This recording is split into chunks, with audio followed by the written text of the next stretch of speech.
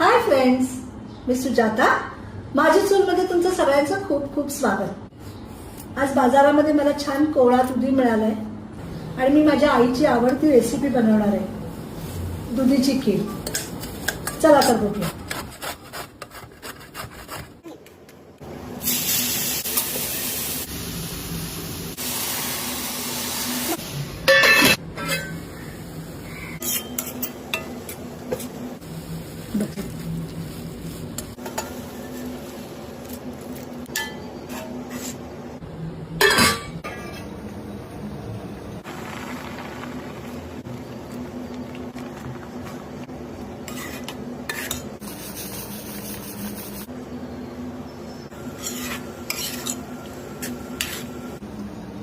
है ना, मस्त झाली.